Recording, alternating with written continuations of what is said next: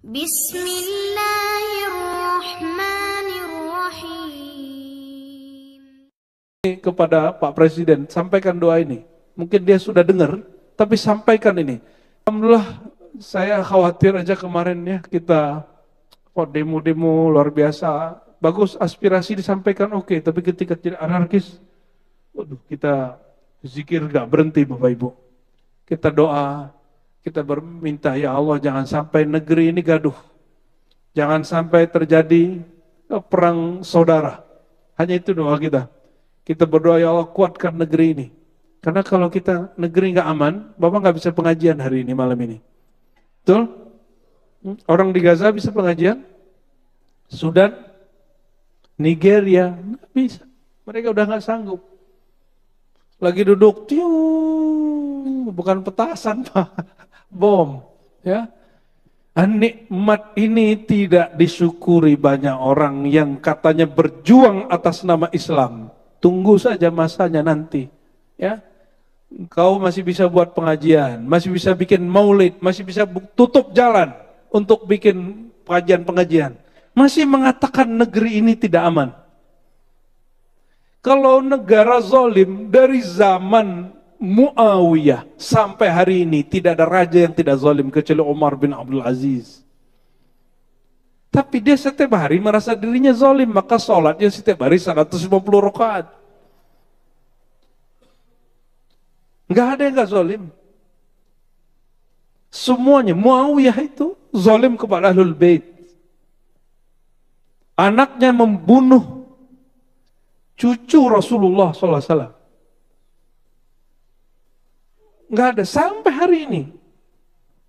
Maka doa yang paling bagus untuk para raja, para presiden apa? Rabbana zalamna anfusana. Ini kepada Pak Presiden, sampaikan doa ini. Mungkin dia sudah dengar, tapi sampaikan ini. Tiap hari engkau baca doa Nabi Adam, yang dia diangkat jadi khalifah, dan dia merasa dirinya zalim setiap hari. Apa doanya? Rabbana zalamna anfusana. Ya Allah, kami zalim. Dia nggak salahkan rakyatnya, dia nggak salahkan anaknya, dia nggak salahkan bininya. Yang disalahkan, kami yang salah. Ya. Maka munajat tiap hari. Ya, 400 tahun Nabi Adam menangisi masalah dirinya. Dan dia tidak pernah nyalahkan istrinya. Ya, maka bertobatlah suami-suami, apapun masalahmu di keluarga, itu salahmu sendiri. Ya, istri-istri ikut salah. Yang keempat ya, yang keempat. Yang ketiga tadi saya ringkas, semua pemberian Allah lebih besar dari amal dan syukurmu. Dan syukurmu tidak ada kaitannya dengan pemberian. Allah itu memberi suka-suka dia. Bukankah ada orang kafir Allah kasih kaya? Apa dia bersyukur? Dia nggak bersyukur. Dalam pengertian kita. Tapi dia mensyukuri nikmat yang zahir. Ini perbedaan antara mukmin dan tidak mukmin. Apa perbedaannya? Orang non-mukmin, non-Islam yang tidak mengenal Allah, dia mensyukuri waktu. Maka mereka disiplin, nikmat waktu. Mereka hanya sampai kepada nikmat. Syukurnya hanya syukur nikmat. Tidak sampai kepada syukur kepada pemberi nikmat. Inilah yang Nabi maksud dahulu. Nanti orang-orang Islam matinya seperti Yahudi, Nasrani, bahkan orang musyrik. Kenapa? Mereka memandang Allah hanya berdasarkan pemberian. Apa bedanya dengan orang-orang musyrik yang Allah kasih sukses di dunia, yang jadi motivator hari ini, yang ngomong Bitcoin hari ini, yang ngomong saham hari ini, apalagi forex kali ini. Dia betul-betul menghargai waktunya. Jadi kenapa kita tidak menjadi negara maju? Orang Islam tidak selaras antara makrifat dia dengan syariat dia. Makrifat dia bahwa berterima kasih kepada Allah, tapi dia tidak menghargai nikmat. Tidurnya suka-suka, usahanya suka-suka, Kadang kalau punya toko, punya kedai, kadang buka, kadang tutup, kadang buka, kadang tutup. Kalau ada orang WA, jualan online, kadang dibalas, kadang enggak, kadang ketus. Nggak bisa begitu. Nggak disiplin. Ya, mereka itu mensyukuri materinya nikmat, tapi mereka tidak sampai kepada syukur sang pemberi nikmat. Nah, kita harus ambil dua-duanya. Meskipun kontroversial, ada tokoh di Malaysia, namanya Abu Asy'ari Muhammad, kontroversial, tapi setelah saya kaji thariqatnya secara ilmu tasawuf, sebenarnya tidak ada masalah. Cuma mungkin ada gesekan politik, ada khurafat-khurafat yang direkani murid-muridnya, ketika dia wafat, ya itu insya Allah beliau terlepaslah dari itu. Apa kata dia dulu? Untuk bikin muridnya tidak suka tidur-tiduran, biar muridnya itu rajin kerja. Omongan dia apa, Pak? Kalian ini jam 8 masih ngopi-ngopi. Makanya orang Melayu kalah sama orang Cina. Kata dia begitu. Kita nggak usah benci sama orang Cina. Nabi mengatakan hadis itu dhaif, tapi benar maknanya. Utulubul ilma walau bisin. Belajar ilmu dari orang Cina. Sampai ke negeri Cina. Maksudnya apa? Ibnu Battutah nulis kitab Rihlah Ibnu Battutah. Dan dia katakan, salah satu yang bikin dia takjub kepada orang China, masuk negeri Cina, kata dia di Ibnu Battutah, itu ada gerbang. Setiap yang masuk wajahnya di-input secara manual. Jadi ada tim pelukis. Orang ini kemudian ditanya namanya siapa segala macam, udah masuk. Masuk. Nanti kalau kenapa, nanti ada yang selalu mengamati mereka. Kenapa ini orang? Tangkap. Ya, kalau dia berbuat bagus, dia jualan barang bagus, malah disupport, malah diundang ke istana. Itu cerita Ibnu Battutah. Marco Polo Indonesia. Bukan. Marco Polo siapa? Muslim. Dari Maroko. Bayangkan dari Maroko, Pak. Itu belum ada terusan Panama, Suez, belum ada. Dia menginput dari Maroko sampai ke Cina. Dia balik lagi. Sumatera diceritakan berkali-kali. Semenanjung Malaysia, Jawa, Sulawesi diceritakan semua. Saya baca kitab itu, Bapak mungkin nggak percaya, ini setebal ini, tapi bacanya dari pagi sampai sore selesai khatam. Nggak tahu cara bacanya gimana juga. Ya, terus selesai. Ya, kopinya baru habis 2 gelas, nasinya belum sempat dimakan. Nah, begitu asiknya baca, menghargai waktu. Nah, apa kata beliau ini, Syekh Asy'ari Muhammad? Kamu ini pagi-pagi, udah jam 8, orang udah buka toko, orang udah menjajakan barangnya. Dulu kan belum ada marketplace. Sekarang itu imam yang kalian tunggu itu sudah Allah lahirkan.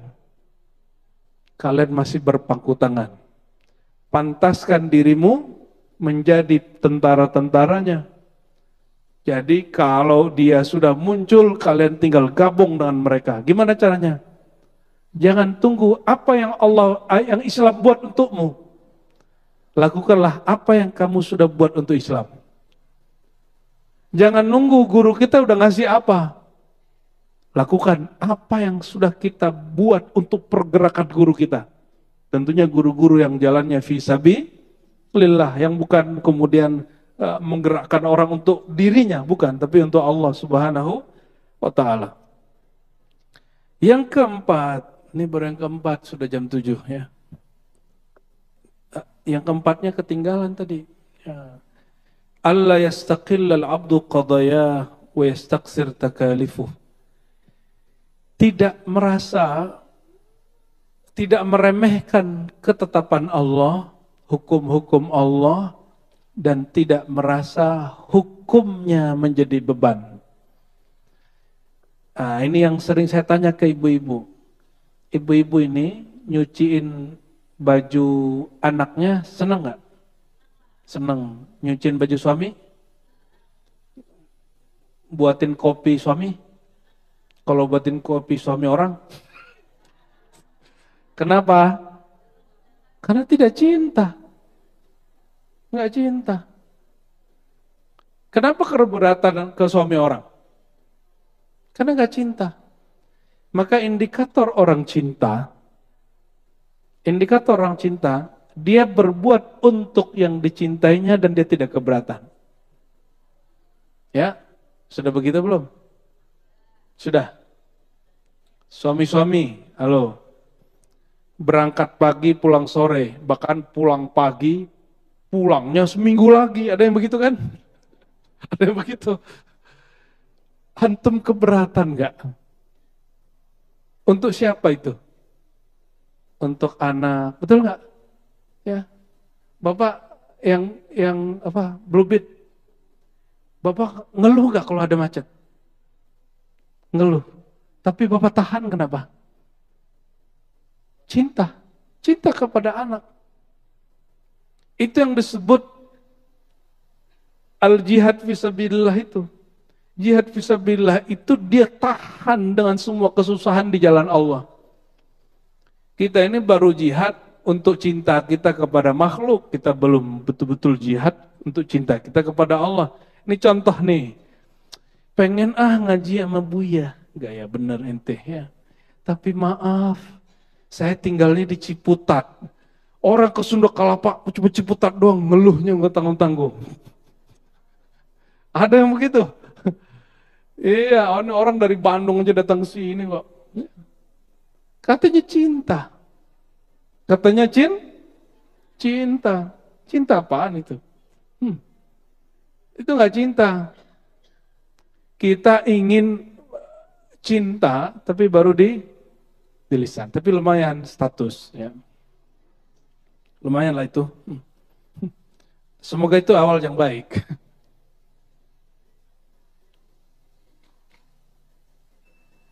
Alhamdulillah. Silakan azan. Jadi yang keempat, indikator cinta adalah tidak merasa terbebani dalam beramal.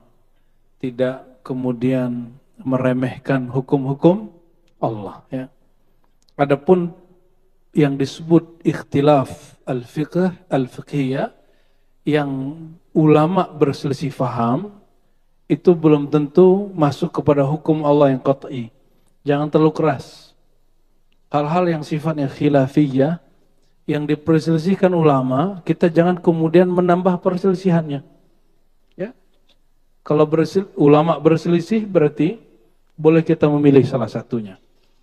Yang kelima, indikator cinta kepada Allah sehingga cabang iman menjadi sempurna, ayakuna fi amatil awqaf, ini sebetulnya salah cetak, amatil awqat barangkali, dia di kebanyakan waktunya musyfiqan wajlan min i'radihi anhu. Dia di kebanyakan waktunya merasa ada rasa takut Allah berpaling darinya. Yang sudah merasakan cinta kepada seseorang, ketika lagi ngobrol nggak ditatap, senang nggak? Enggak. Ketika keluar kota, keluar rumah, nggak diperhatiin, nggak ditanya, sedih nggak? Sedih. Ya, barangkali seperti itu. Rasa khawatir kurangnya perhatian Allah kepada kita, itu kemudian dimazharkan, diberikan manifestnya, contoh kecilnya adalah kita ini takut kalau pasangan kita tidak kasih perhatian sama kita. Ya. Tapi nggak usah khawatir, ya. Cinta itu kalau dengan kolbu, dia nggak perlu pakai status. Ya, orang dulu cinta-cinta aja tuh kalau keluar balik-balik 6 bulan, nggak ada WA, nggak ada handphone, benar nggak? Wasal bihi ma'rifatahu allati akramahu biha wa tauhidahu alladhi khallahu wa zayyanahu, ya. Khawatir Allah menghapus, mencabut ilmunya dari dirinya, mencabut tauhid dari kolbunya. Ada nggak kekhawatiran setiap hari? Itu asbabnya kenapa kita berdoa, ya. Yang keenam, ini sesanggupnya nih ya, antakuna amaluhu munaqidatan, dia ada 10. Angan-angannya munaqidatan bihi la yara fi halin min ahwal annahu ghaniyun anhu. Pikiran dia, rasa dia tidak pernah merasa cukup kecuali bersama Allah. Maksudnya apa? Dia selalu bergantung kepada Allah. Jadi jangan hadapi masalah sendiri. Gak kuat kita. La haula wa la quwata illa billah. Oleh karenanya Nabi SAW mengatakan, investasi surga itu investasi cinta. Maka bacaannya adalah la haula wa la quwata illa billah. Mau jadi investor surga yang terbesar, selain bersedekah dan berwakaf, memberi hadiah dan segala macam, bacalah la haula wa la quwata illa billah 100 pagi 100 sore, di luar zikir maksurat yang kita sudah baca. Yang ke-7, ayyahmilahu tamakkuna hadhil ma'ani fi qalbi ala ayyudima dzikrahu bi ahsani ma yaqdir alaih. Rasa tadi membuahkan satu hal, yaitu cinta kepada Allah. Kalau orang cinta kepada Allah, kalau cinta ke pasangan, keingetan terus gak? Kepikiran terus? Cinta sama anak, ngeliat anak orang, kedengaran suara anak orang, kita ingat anak kita. Cinta sama istri, kelihatan ada orang mirip-mirip dikit, kebayang bini kita padahal beda jauh. Itu namanya lagi kangen. Kalau begitu cepat-cepat pulang. Ya, kalau memang sanggup pulang. Kalau tidak, kirim doa. Orang yang kita rindui, yang kita sayangi, bacakan doa. Ya, jangan banyak mengeluh, bahkan menuduh, jangan ya. Apalagi kepada Allah Subhanahu wa ta'ala. Yang ke-8, ayahrisu ala adai faraidihi wa taqarruba ilaihi min nawafil khair bima yutiqa. Kalau betul cinta, mesti punya amal spesial untuk Allah. Karena Allah. Sebagaimana kita kalau senang seseorang, kita punya hadiah spesial untuk dia. Kita punya rasa yang kita rahasiakan untuk dia. Yang kita nggak nyatakan kepada teman, kawan, sahabat, bahkan orang tua kita sendiri. Sudah punya amalan itu? Jadi mesti punya semalam, satu hari itu harus ada amalan, orang nggak tahu siapa-siapa. Orang nggak tahu kita sedang beramal itu. Bahkan istri kita lagi tidur. Istri kita lagi tidur, teman kita udah pulang, ya. Kita ngapain? Duduk sebentar saja, 15 menit, setengah jam, bacalah zikir itu. Ya, nggak pula bukan 100 lah, ya. Jam 3, ini kan mohon maaf, ini ada grup-grup ya, grup tahajud. Bagus sih pakai ininya. Ayo bangun, tapi terbersit di hati, aku loh duluan bangun. Ingin kasih tahu ke teman. Jadi dia ingin mempersaksikan bukan kepada Allah, tapi kepada temannya, aku loh orang tahajud. Ini hati-hati. Banyak grup-grup begini, nikmat tahajudnya Allah nggak kasih. Kenapa? Allah mengatakan tuh temanmu sudah tahu, cukup toh. Coba di-upgrade. Jika kamu senang temanmu tahu kamu melakukan sesuatu, harusnya kita lebih senang lagi. Allah yang maha besar, Allah yang maha alim, Allah yang maha memberi, raja di raja yang perhatiannya lebih utama dari semua raja-raja. Dia tahu bahwa kita melakukan sesuatu yang tiada makhluk satupun yang tahu. Bahkan guru-guru saya mengatakan nggak cukup Ar-Razi, kamu beramal sendiri di rumah, baca zikir, baca Quran, nggak cukup. Ada amalan yang kamu simpan di kolbumu, malaikat penjaga, malaikat hafazah, malaikat penulis pun tidak dengar. Ya, dan itu ada dua. Sama tazakkur, yang kedua tafakkur. Tadabbur, tafakkur. Itu amalannya. Itu amalan bukan pakai status, dia hanya di dalam diri. Inilah yang membedakan antara Imam Syafi'i dengan Pak Syafi'i di Indonesia.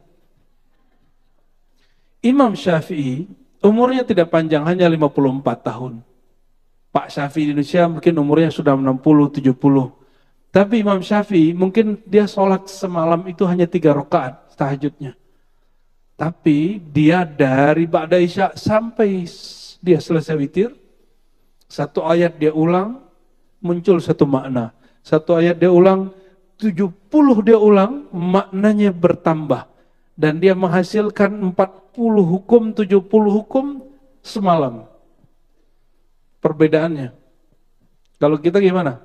Baca ayat dari dulu maknanya Bismillahirrahmanirrahim dengan menyebut nama Allah, dengan menyebut nama Allah. Gak bertambah-tambah. Itulah beda Pak Syafi'i dengan Imam Syafi'i. Dua lagi ya. Ayyasma min ghairihi sana'an. Ayyusmi'a min ghairihi man ghairahu sana'an alaih. Ya. Memperdengarkan. Nah, yang tadi merahasiakan. Kalau sekarang ini bisa yasma, mendengar dari orang. Bisa biar yusmi'a, memperdengarkan kepada orang pujian-pujian kepada Allah. Waktu kita dulu ikut khuruj tabligh, mereka bab ini, nomor 9 ini paling jago. Tapi kadang-kadang kolbunya nggak nyambung. Teman kita, bukannya matablighnya, personalnya ini. Dia berbicara tentang Allah. Kita lihat, ini kolbunya sama ininya beda. Kok tahu? Kelihatan. Kolbu sama kolbu bisa merasakan. Ya, tasannu namanya, dibuat-buat, takalluf, ya, dipaksa-paksa. Hanya gimmick. Ya. Kenapa Bapak Ibu kurang menikmati kajian-kajian? Karena ustadznya, mohon maaf, mu'alim guru-gurunya membicarakan sesuatu hal yang tidak ada di kolbunya. Jadi dia sedang bergimik, memaksakan sesuatu yang bukan dirinya. Dia belum ikhlas bicara ikhlas, dia belum cinta bicara cinta. Saya belum tahu saya cinta atau tidak, tapi saya sedang berusaha cinta. Semoga cinta ini yang saya bagi juga ilmunya malam ini, Allah terima. Amin ya rabbal alamin. Terakhir nomor 9. Annahu in sami'a min ahadin dzikran lahu a'anahu. Ya. Kalau kita mendengar ada orang menyebut nama Allah, nama Rasulullah, nama wali-wali Allah. Contohnya apa? Ada orang bikin maulid, bikin pengajian, kita bantu. Kita sokong. Jalan kita ketutup, nggak usah ngeluh. Alhamdulillah, negeri ini masih aman. Ya, Pak RT masih mengizinkan gang kita ditutup. Berarti negeri masih aman. Kalau negeri perang bisa bikin maulid, bisa bikin pengajian? Gak bisa. Ya, syukurilah sampai hari ini masih terjadi itu. Oh, saya nggak suka maulid, saya tiap hari maulid. Ya udah, ente nggak usah ikut maulid yang begitu-gitu. Ente orang khawas, orang khusus spesial. Gak apa-apa. Tapi jangan larang orang yang bermaulidnya berjamaah. Mungkin beda ekspresi dalam maulid. Saya juga katakan, saya tiap hari bermaulid dengan cara saya sendiri. Dengan cara apa? Mengenang Nabi. Mengenang Nabi itu ada 7 ilmunya. Jadi setiap hari itu pasti ada ilmu, salah satu dari ilmu itu yang kemudian kita resapi. Itu cara saya bermaulid kulla yaum. Kenapa? Allah tidak ciptakan alam kecuali sedang mengekspresikan cintanya kepada kita. Ya, Wa khalaqtul jinna wal insa illa liya'budun. Aku tidak ciptakan jin dan manusia kecuali untuk mereka menyembahku, mencintaiku, mengenalku. Semoga kajian malam ini menumbuhkan cabang iman yang ke-10, yaitu rasa cinta kepada Allah Subhanahu wa taala. Amin ya rabbal alamin. Allahumma arzuqna hubbak wa hubba man yuhibbuk wa ja'al lana al-amal alladhi yuballighuna ila hubbik. Ya Allah, antarkan kami kepada cinta kepadamu, cinta kepada kekasihmu, dan berikan kami keistiqomahan beramal untuk sampai kepada cintamu. Amin ya rabbal alamin. Wassallallahu ala sayyidina Muhammad. Assalamualaikum warahmatullahi wabarakatuh.